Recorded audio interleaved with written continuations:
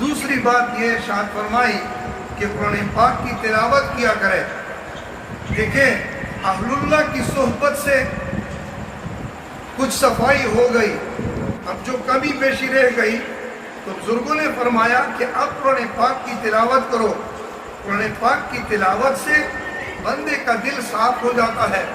یہ قرآن پاک کے انوارات اتنے عجیب انوارات ہیں کہ بندہ جب قرآن پاک کی تلاوت کرتا ہے دل کے اوپر انوارات برس رہے ہوتے ہیں، اللہ کی رحمت برس رہی ہوتی ہے، تو قرآن پاک کی برکت سے بندے کا دل صاف ہو جاتا ہے۔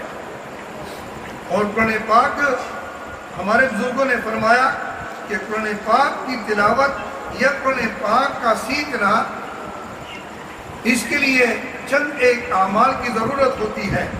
قرآن پاک سے فائدہ وہ بندہ اٹھا سکتا ہے جس بندی کی نیت صاف ہو۔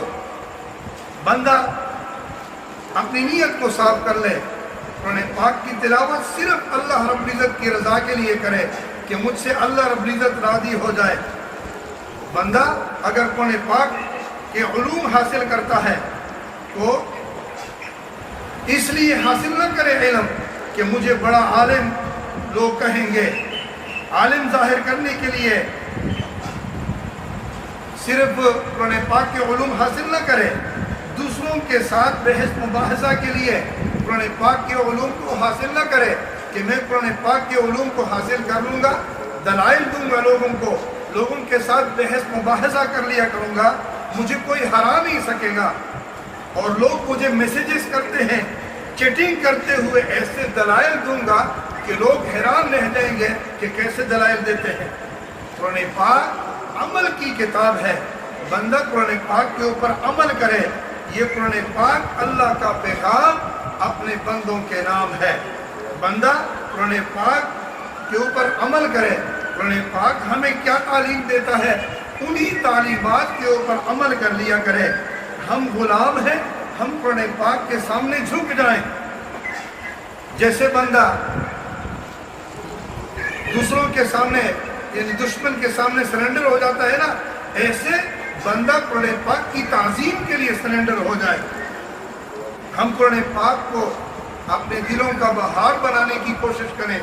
اب دیکھیں میرے عزیزو، اللہ رب العزت نے ابراہیم علیہ السلام کو فرمایا تھا، اے میرے ابراہیم، اذ قال لہ ربہ اسلم۔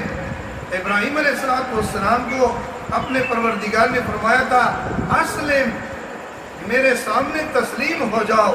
کیا مطلب؟ جس طرح لوگ دشمنوں کے سامنے ہینڈز اپ ہو جاتے ہیں، اسلم، ہینڈز اپ، اس کا یہ مطلب ہے۔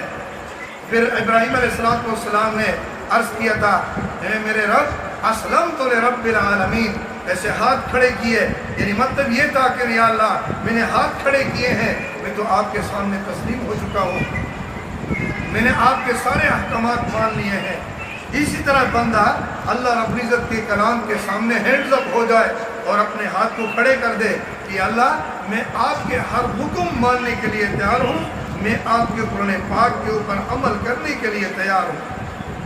تو اس نیت کے ساتھ قرآن پاک کو سیکھے۔